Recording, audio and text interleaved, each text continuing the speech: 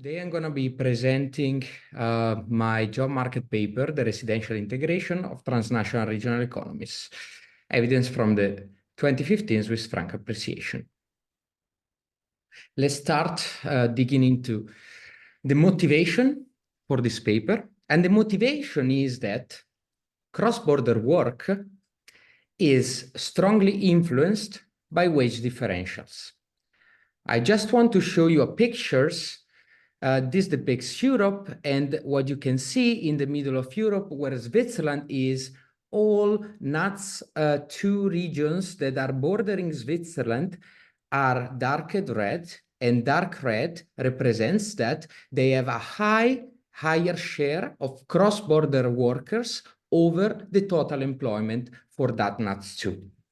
And it is very well known that there are large wage differentials between Switzerland and the other Eurozone countries. Another point is that currency fluctuations impact wage differentials across countries. So in these pictures, in the blue line, I'm representing the evolution of the average wage in Switzerland over the years expressed in Swiss francs, whilst on the red line, I'm expressing the same wage, but in euro terms. So what has happened? Has happened that in 2015, there was an appreciation in the exchange rate between the Swiss franc and the euro, which had determined an increase in the purchasing power of the Swiss wage when expressed in euros. We also know that wage differential directly incentivize residential relocation and migration. There are large works in the literature about this. So the research question that I want to deal with is, how do real wage differentials impact resident choice and the labor mobility across border economies? So in this research question, what I'm doing is both trying to understand how does individuals migrate or decide to return in a given country, and how does their decision of employment changes given that they can exploit differential wages only when living in a different country than the one they work in. This is cross-border work. In this paper, I exploit the exogenous change in real wage differential that was induced by the Swiss franc shock in January 2015. I collect information on migration, cross-border work, and house prices across 3 border economies. And finally, I use a reduced form approach in which I propose a series of event study differences between border and non-border municipalities of neighboring country to identify residential relocation and its implications. The preview of my findings is that border municipalities in the host country, and when I'm referring to host country, I will be referring to the country that has the higher relative wage. In this case, is Switzerland, for example. I find that cross-border workers increases, but there are no employment effect between border and non-border municipalities. I find that foreign residents decrease, and as well, house prices and rents in border areas decrease. I then find that the relocation incentive is dependent on the bordering country.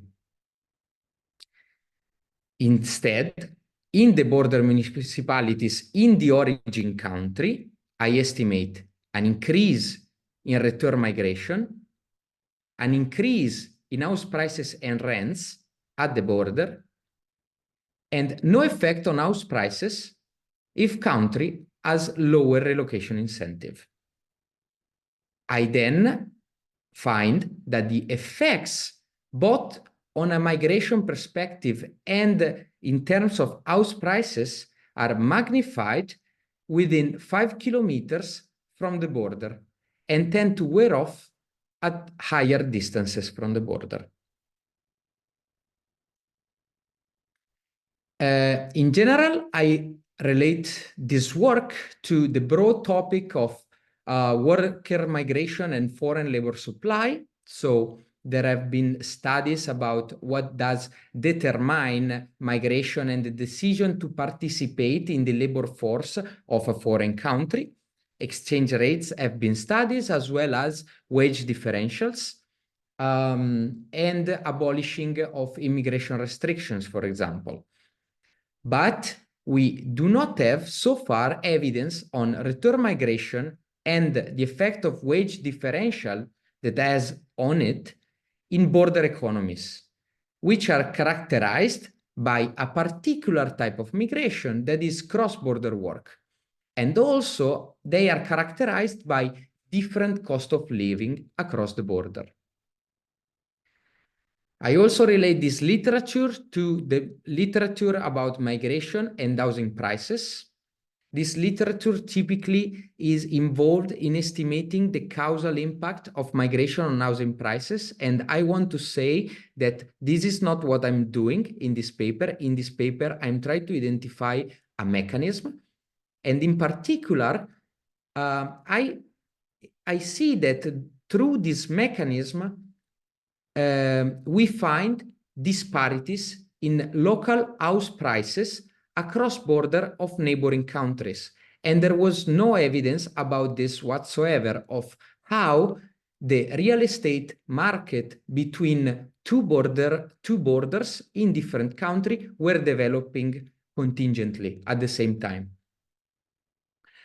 And finally, I relate to a smaller and growing literature that is the literature on the effect of the Swiss exchange rate shock that has been focused on tradable good price and quality so far and skills demand, but we cast a new perspective on export, is residents that export themselves rather than goods. Because housing goods are non-tradable, residents decide to export their resident status and then become cross-border worker. So to give you a little bit of background information, on January 2015, the Swiss National Bank unexpectedly removed the Euro CHF exchange rate floor.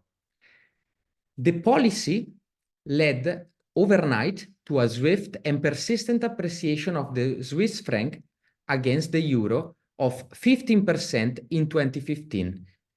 And after that, the exchange rate has never got back to the previous policy level. The currency shock has determined an increase in the Swiss wages expressed in euros. If you remember, as in the figure I showed you before, when Swiss wages are accounted for, their exchange rate are expressed in euros in 2015, due to the sudden appreciation, there was an increase in the purchasing power of Swiss wages in euros, so spent in the Eurozone. We exploit the currency shock as a natural experiment, because after the currency shock, there is an increase in the incentive to relocate, as residency is relatively more costly than cross-border work now. So participating at the labor force would be much better if you were to be a cross-border worker, because you will get to spend your Swiss wages in the Eurozone, and also you would enjoy lower living costs. Relocation is stronger as an incentive in border municipalities because cross-border work is cheaper. So in this figure, I'm depicting within Switzerland distance from the border inside Switzerland. So 5 means that this observation is at 5 kilometers from the Swiss border. And on the y-axis, you see cross-border workers as a share of total employment. And as you can see, cross-border workers decrease sharply with distance in Switzerland, because at higher distances, cross-border work becomes too costly in terms of both commuting and physical time and costs. There are also different incentives to relocate, conditional on the bordering country, which we will dig into soon enough. Okay, so this is just the background. And now we will move to the data and strategy. Because testing for the existence of this mechanism is a challenge, both from a causal perspective, and also it requires a lot of data. We had to pull together many resources to conduct this research.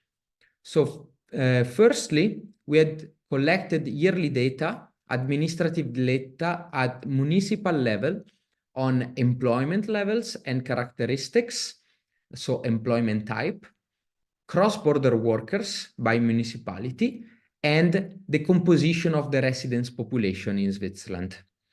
Then we collected a data set of house prices and rents in Switzerland. This is a geocoded dataset that contains house postings and rent posting within Switzerland, for which we have the exact location of the house.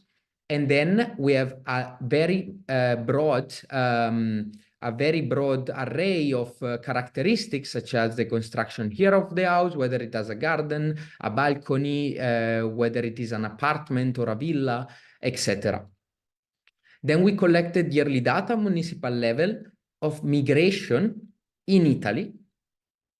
And then we collected yearly data at OMI level on house prices in Italy.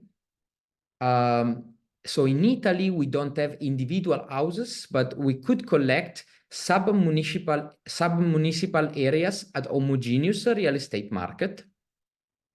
And there is quite enough variation. For example, in my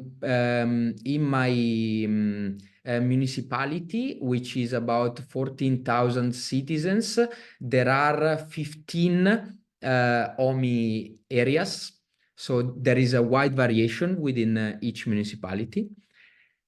And finally, we obtain a yearly data at municipal level on house prices in Germany from 21st Real Estate. And this is the best we could do.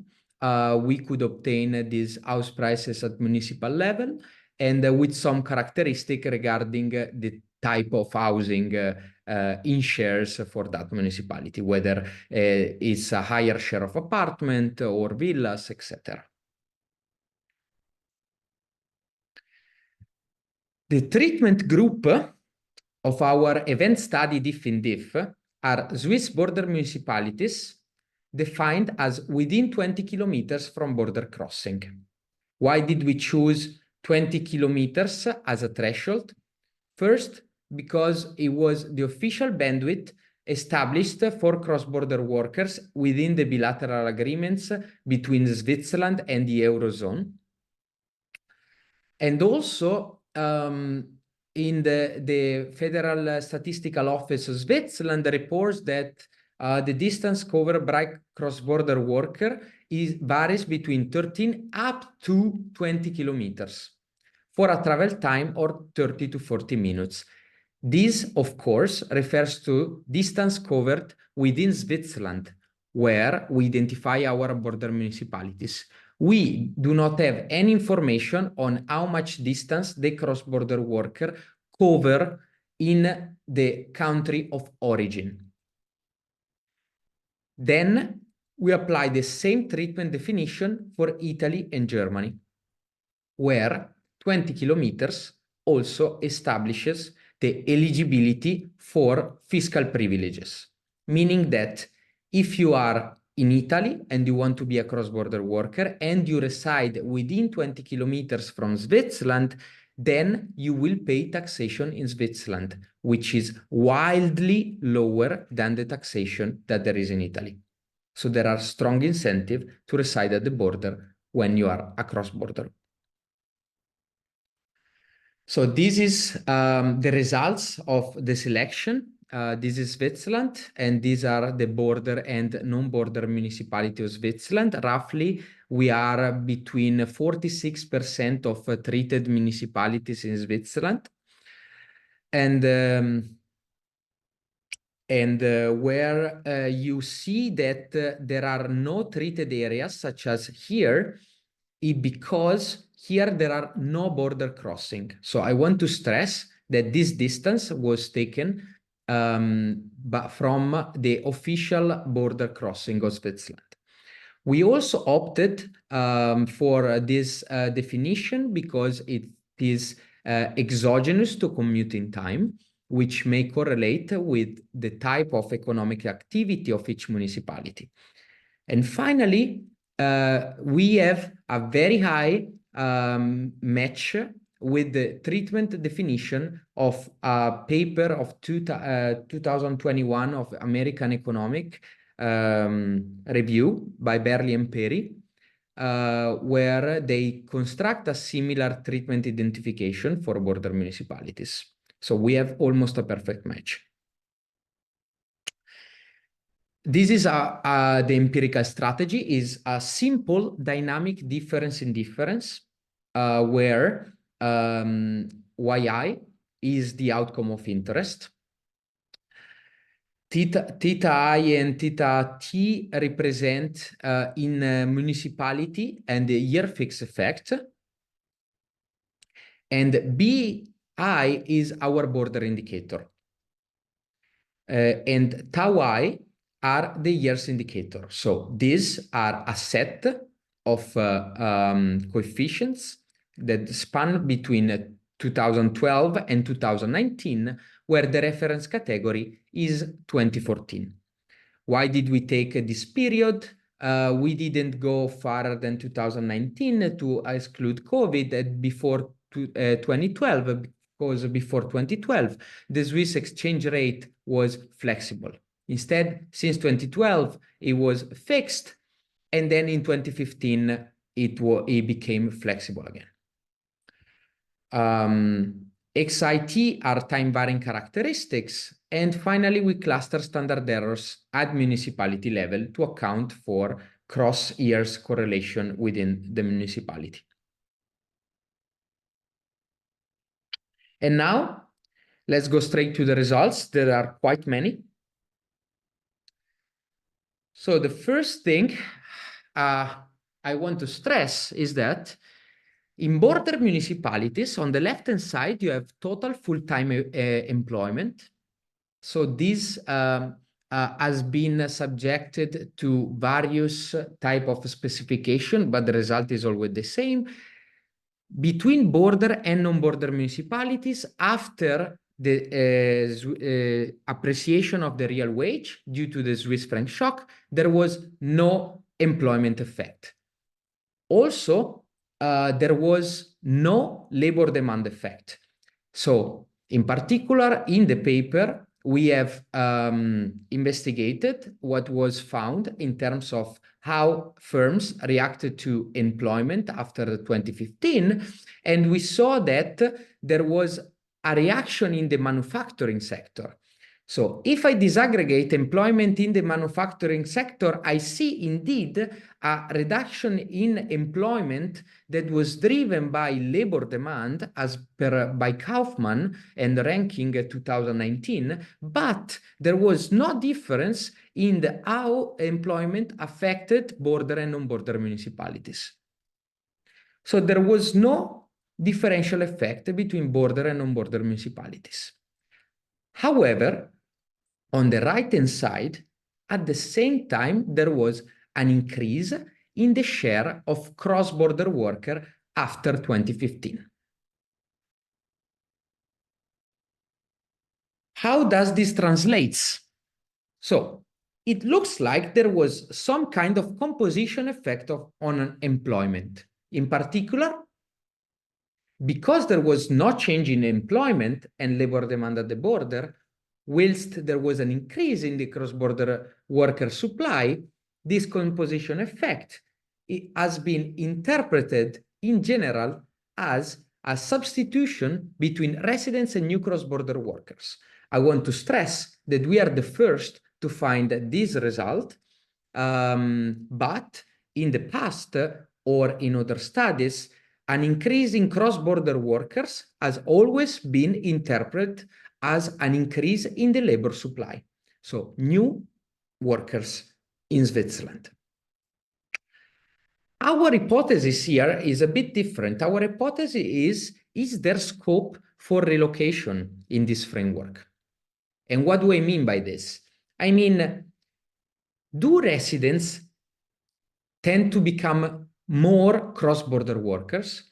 Do they either change status and become cross-border workers because now it's more efficient to live on the other side of the border and commute to work from another nation?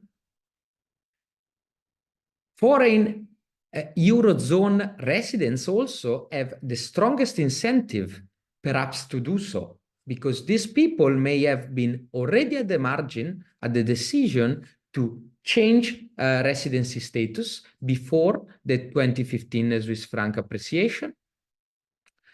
And now they decide to become cross-border workers. So this would imply that for this literature that always been interpreted an increasing cross-border worker at the border in border economies, that there is less potential new cross-border worker at the border. They are rather people that change their residence status. So now let's move to the other results. In these pictures, I'm depicting the Eurozone share of the resident population in Switzerland after 2015. And what we see is that after 2015, there was some sort of increasing trend before 2015, which has stopped after in 2015 and started to decrease back again. So on the y-axis is the difference in the share. This represents roughly an effect of on average 2.5% reduction in Eurozone residents. After, I will provide a table to better interpret these results. This is not only composition effect, is both a composition effect, so Eurozone residents have changed, but also determined a real effect. So in general, total population at the border after 2015 has decreased. And in particular, if I subtract from total population the Eurozone population and I investigate the change only in the total population without the Eurozone citizens, then the magnitude of the coefficient is much lower and the standard error are much larger, so we don't identify anything significant. So with this, we claim that there was a real shock in the demand of housing within border regions of Switzerland. And this is what has happened both on the housing market and on the house sell market and on the house rent market.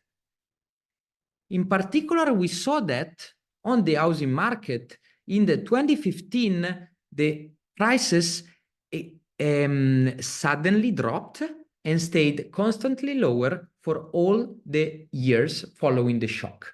Pre-trends in both situations do not show any type of evidence that there was a pre-trend already in act. On the other side, from the rent market has been decreasing more gradually. On the y-axis in both graphs, these are percentage changes. So house prices have decreased by roughly 2% in border municipalities, whilst rent prices reacted even more strongly, but slower over time. So when I tried to think about this, I was trying to understand what does residential relocation involves for these individuals. So first, the first component is about leaving your property. So you have to sell if you are a homeowner, or you have to vacate if you are a tenant. So if you want to sell, there is a strong incentive to sell in 2015 to capitalize on house price in euro with exchange uncertainty, since you have the new preferences. So I could have reported here that journals in 2015 have indeed covered a lot of there is anecdotal evidence of both Eurozone and cross-border people that were they were running to the banks to withdraw their money and capitalize on the favorable exchange rate just the day after the announced of the Swiss National Bank. In the rent market, instead, there is no capital gain incentive from leaving the property. And also there are more friction, such as the 3 months mandatory termination notice, as by Article 266. This rationalizes the difference in dynamics between selling and renting. But then what about relocation? But relocation per se doesn't occur when you sell the property. Instead, in fact, the relocation typically involves delays. So this rationalizes the results that we have saw in Switzerland. Then, because bordering Switzerland economies are wildly different, what we did was divide the effect by the country that is by the bordering country. So, for example, in the first column, you see all the municipalities, border municipalities that border Germany against the control municipalities. So what we see here is a surprising coherence of the effects that we find in France and Italy. So France and Italy that have also the highest wage differences and the lower living cost with Switzerland have both seen an increase in cross-border worker, and you can see also the relative effect, and a decrease in the Eurozone residents. And contextually, they have seen a decrease in housing prices, whilst a reverse mechanism seems to be occurring in Germany. So when we saw this table, we decided to obtain data for Italy and investigate what was happening on the other side of the border. So in this graph, I'm presenting you immigration from Switzerland to Italian municipalities. In particular, this is immigration in Italian border municipalities. And this is very interesting. So these effects are about 5% expressed is immigration in terms of the population in that municipalities. And roughly the average of this is about a 5% effect. What is interesting is that after 2015, there has been a higher inflow of people moving from Switzerland to border regions in Italy. And these dynamics, even if it's not casual, and I can't say that it's casual, it's very interesting how it mimics the effects that we found on the Eurozone citizens in Switzerland. And this is what happens to the housing price at the border and the rent prices at the border. So house price at the border increased contextually by about 3% in Italy. And rents also increase and increase suddenly. And you may be thinking, but then before in Switzerland, these rents were decreasing more slowly. But the fact is that when people migrate, they are exporting a demand for housing, even if they were homeowners or renters now can decide to do something different. So an homeowners can become a tenant now in Italy. And this is why we observe a sudden increase in prices, both in rents and in selling prices. This is essentially what I said. This instead is what happens with Germany. So at the German border, there was perhaps some small increasing trend in the pre-period, but then after 2015, prices did not increase. If anything, they started decreasing. So the fact that prices did not increase in Germany and that the heterogeneity within Switzerland at the bordering with Germany was not as in the Italian, in the French case, make us think that something different is occurring.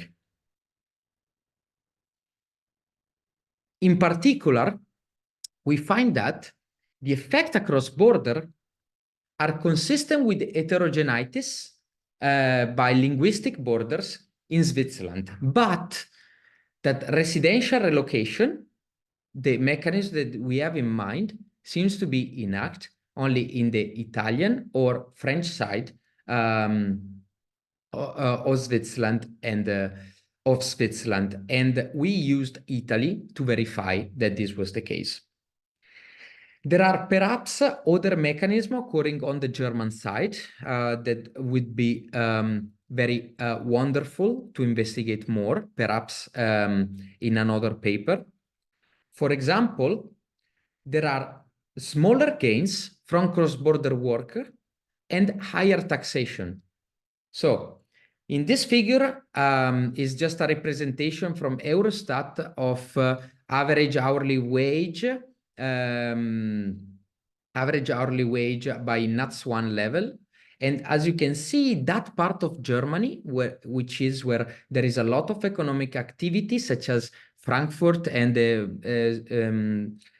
European Central Bank, you can see that the hourly wage are much closer to the wages that there are in Switzerland. Also, the fiscal privileges in border regions of Germany are not as high as the fiscal privileges that are in Italy and in France.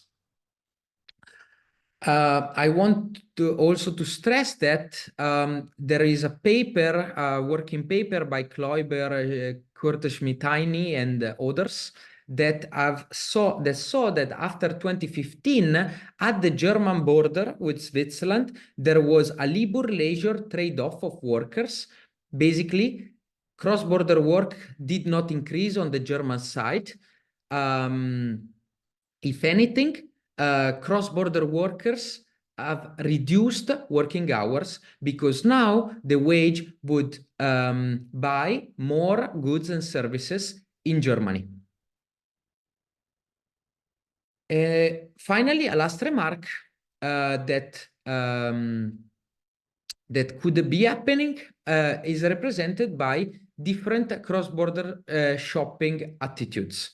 For example, there is a paper by Friedrich Kluser that is not yet a working paper, however, but he finds that a cross-border shopping nearby German at the German border, it's easier than in any other side because of the positioning of shops. And also, while in the French and the Italian side, cross-border shopping mainly entails food, in the German side, it entails more expensive items. So this may have also contributed in generating differential housing effect after 2015. Mattia, you have about 5 minutes left. Thank you. I will just move to the last nice result I wanted to present. Because we don't have a causal framework, but we have observational evidence, a lot of observational evidence to identify a mechanism. We also want to test if there is a gradient effect. What do I mean by that? So a shift in residence choice for which the underlying mechanism is changing residence and become a cross-border worker implies that there are cheaper relocation costs the closer one is to the border. And also, there is an incentive to minimize commuting distance. So what we do is we analyze the spatial gradient between Ticino, Canton Ticino, and Italy.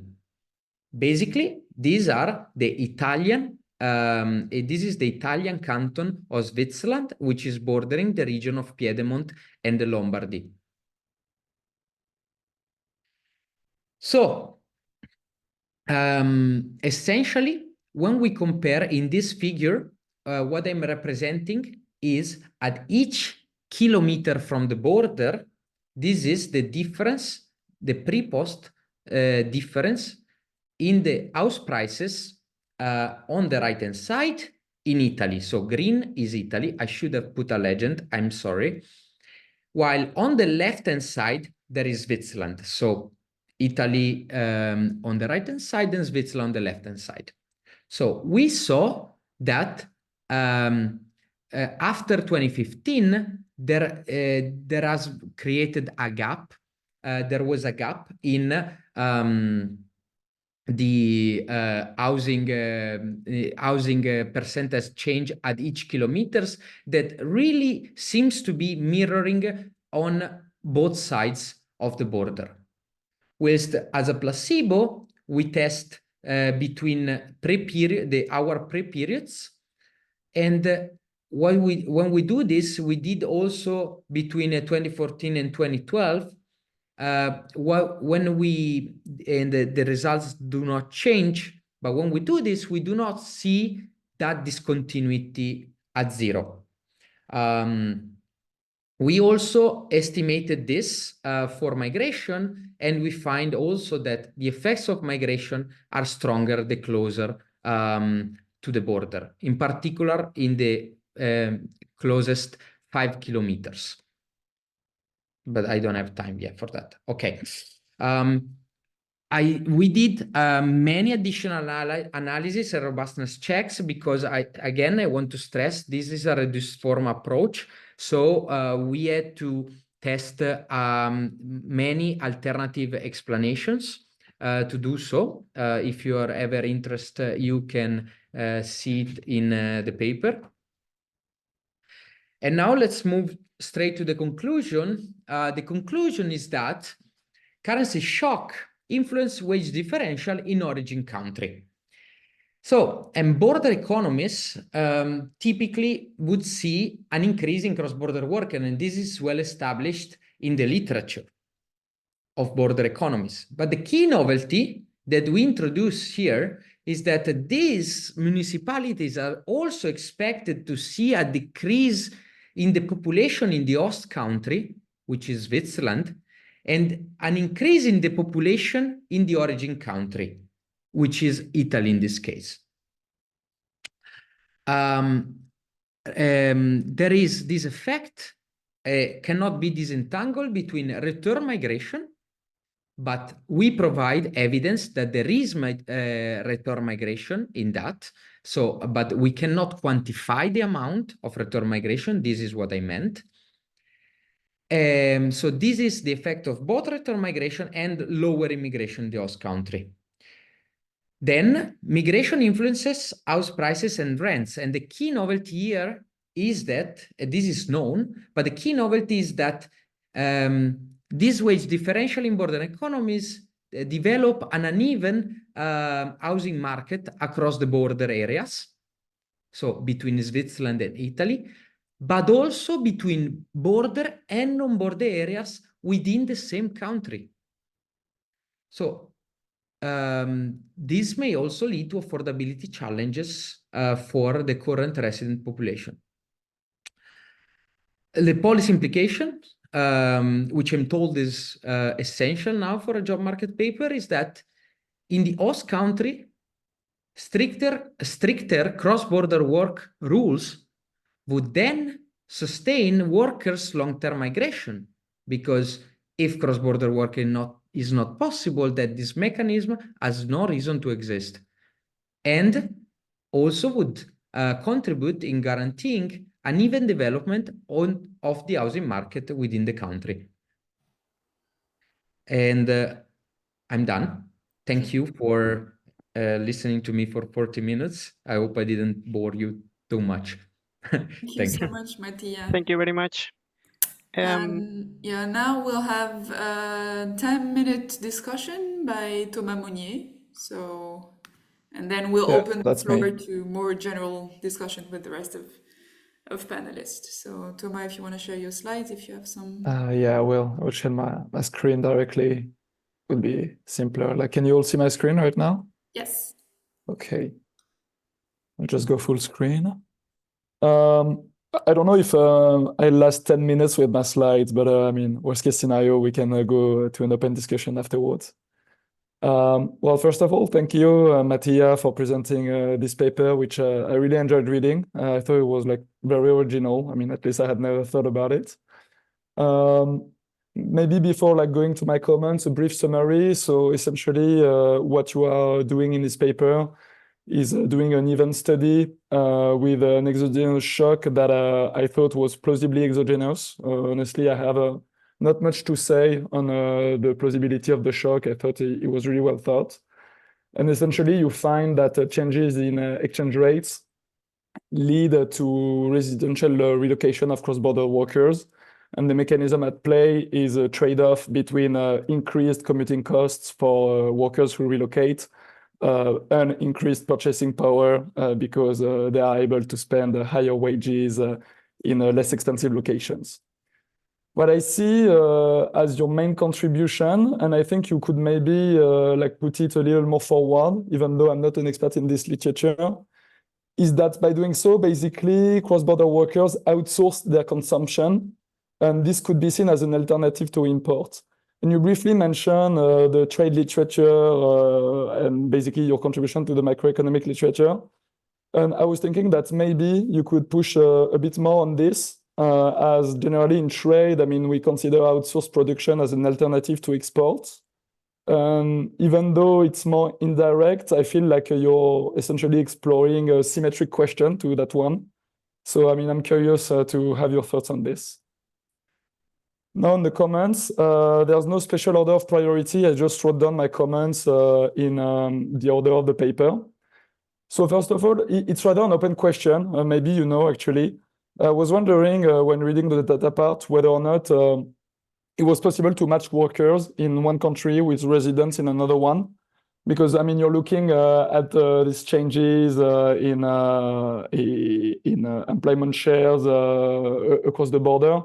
And I mean, of course, I mean, if you were able to match workers, it would give you more precise results.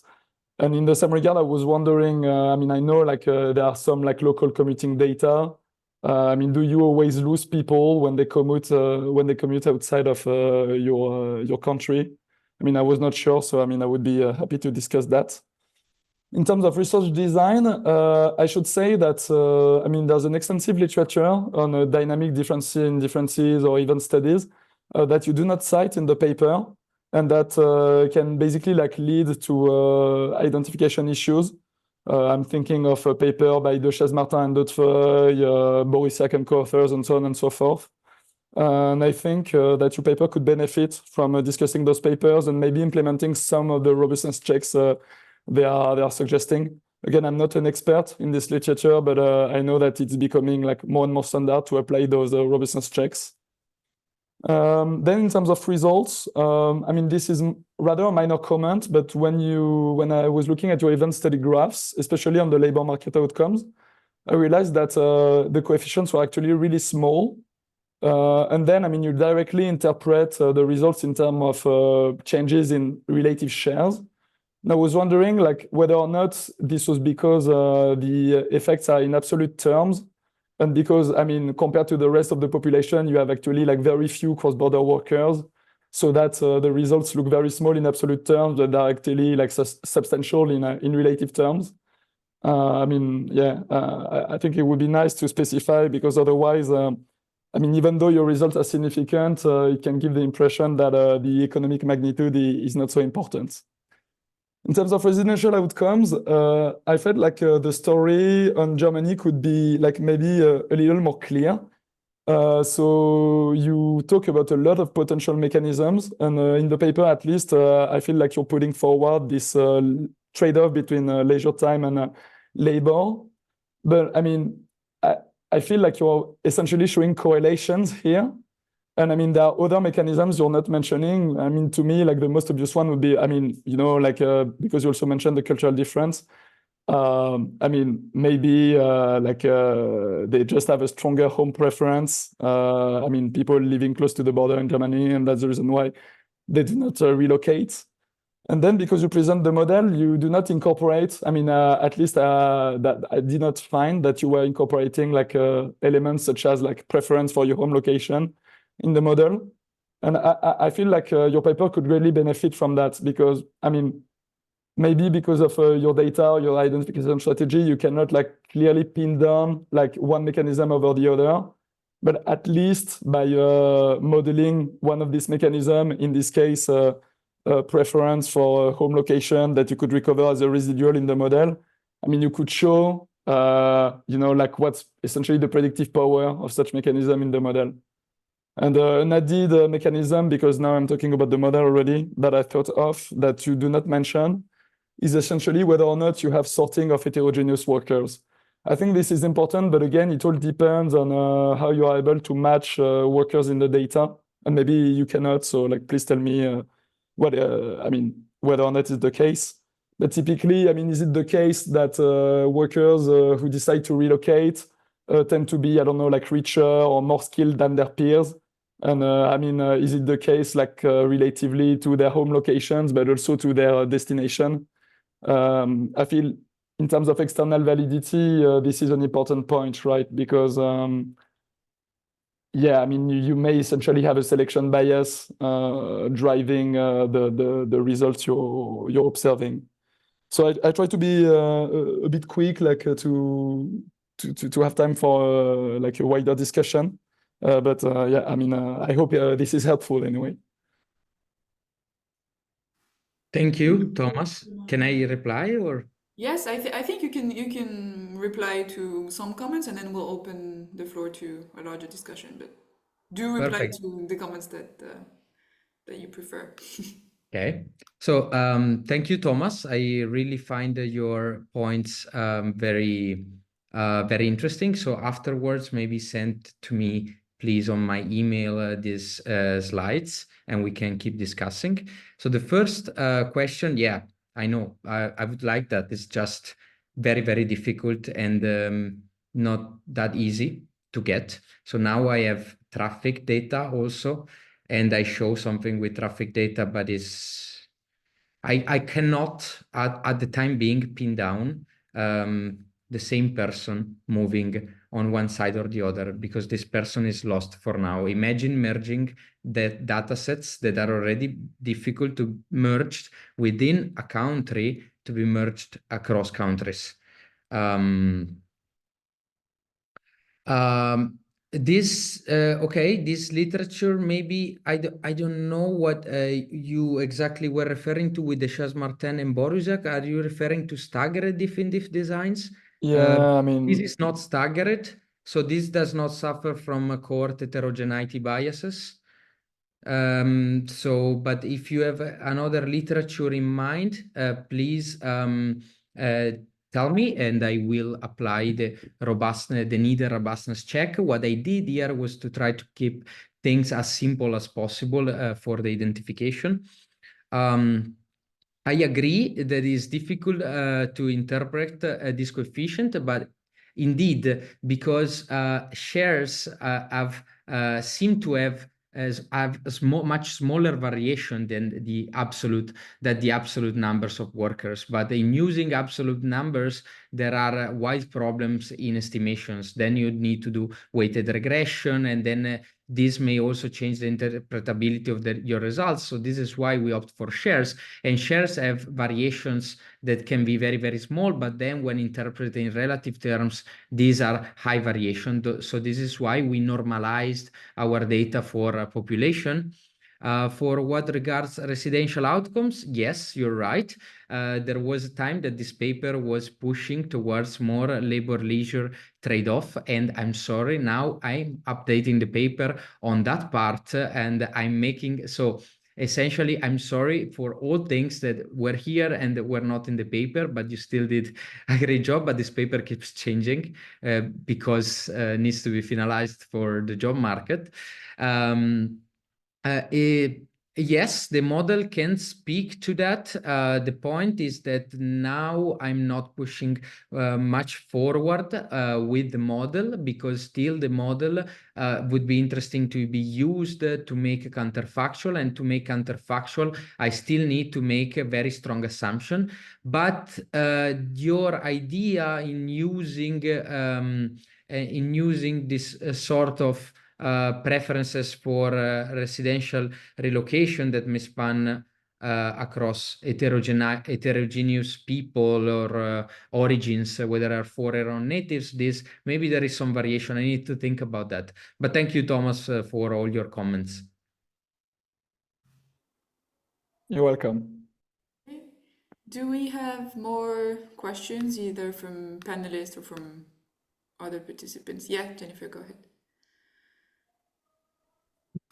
Hi, I have a question that's about expectations, which to some degree your results answer, which you talked about a little bit, but I didn't fully understand.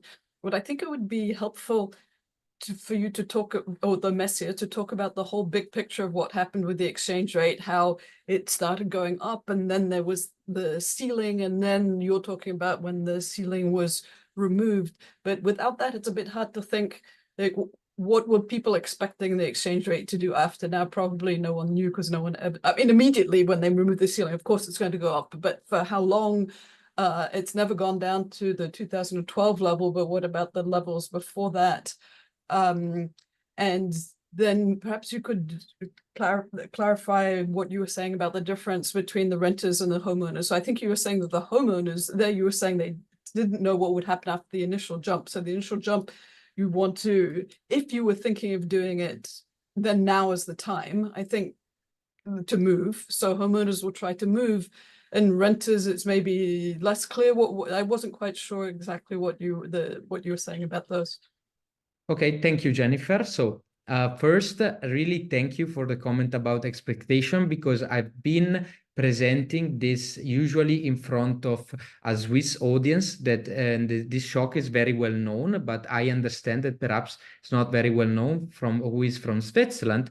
So essentially, before 2012, with the EU sovereign debt crisis, people started buying Swiss franc as a mean to preserve their purchasing power. And this has been leading, with the Swiss franc being flexible, this has been leading to an appreciation of the Swiss franc. So what the authority did was in 2012 to fix a lower bound of the Swiss franc being exchanged with euro at a rate of 1.20. And this has been kept fixed. And nobody in Switzerland would have ever thought that they would be removing this shock. So in the paper, we both provide empirical evidence on the unexpectedness of the shock, and also economists' evidence, both from the literature and from a panel of economists, that says that measures that their expectation in 2015 were completely wrong, because they were expecting the exchange rate to be 120, and then it became 1. And also, when the shock has realized, then the expectation were always aligned with the following the following fluctuation of the exchange rate. So the exchange rate after a shock was permanently lower, and this was endogenized by the market. So people knew that it would have stayed at that level. What they weren't expecting was the shift to that system, the shift to that lower level. And so the shock was really unexpected and was persistent and was believed to be persistent. People were expecting it to be persistent. The second thing, what I meant about renters is to rationalize the different dynamics between house prices and rents. We thought that regardless in Switzerland, if you want to leave, when you want to leave a house, you're an homeowner, you can put that out, the house on the market and sell the house, and you have an incentive to do it as fast as possible, because also when you sell your house, given that you will be relocating, those money will be converted in euros. So you really have a high incentive to sell your house in 2015. If you are a tenant, there are two reasons why you are not that sharp in moving. The first reason is that you have no expected capital gains, because it's not that you sell a property, then you get money that you can convert in higher purchasing power. You just have to leave the house. And in Switzerland, you need to stay in the premises at least 3 months before leaving it. So you need to send a letter, and this creates a friction in the decision to leave your house. And so these are the two reasons why I expect a different dynamics in the house prices and the rent prices in Switzerland, whilst in Italy, I expect to see both a sudden increase in both housing prices and rents, because when people move, they are simply exporting demand for housing, whether it is for rent or homeowners or ownership. It depends on their preferences. So it doesn't have to be that homeowners wants to become again a homeowner. Have I answered your questions? Thank you.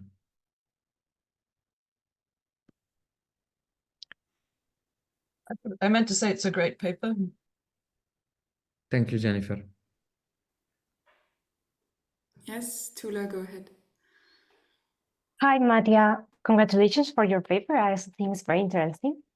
I wanted to ask you about the different mechanisms between the German commuting areas and the ones with Italy and France. Because you were saying that in the German cross-border areas, there is this labor-leisure trade-off. Yes. And I was wondering if that might be due to maybe to the differences in transport, like how people commute between Germany and Switzerland, and France and Switzerland, and Italy and Switzerland. For instance, do you know anything about how trains communicate those German municipalities with the Swiss municipalities? Does it happen the same between Italy and France with Switzerland? I think that might help you to explain why there are different mechanisms in the German border areas with the other border areas. Thank you. This is a very, very thought of and good comment. Yes, indeed, there are differences in how commuters on the other side of the border decide to commute within Switzerland. And in fact, you're right that in the German side, they tend to be more using the train, rather in the Italian part, they tend to use much more the car. But I haven't really thought how the infrastructures would actually influence the housing prices. And I think this is something I will definitely look into. And if you have more thoughts about this, please send me an email would definitely be very helpful. My idea was that, well, not knowing anything about transport in those areas, my idea was that maybe if there were less transports available for these workers to move to Switzerland every day, then they might be less willing to reallocate in Germany because they will be more dependent on their own transport, on their own car, for instance. So that was just my idea, you know, that's the reason why maybe those workers decide not to relocate, but only to reduce their working hours. So I have anecdotal evidence, indeed, that they tend to be using more the train. And also I know there are boats also because there is a lake, the Lake of Constance. So I think there could be scope for what you said. It's just a matter of thinking that very well. But thank you. It's something I will investigate.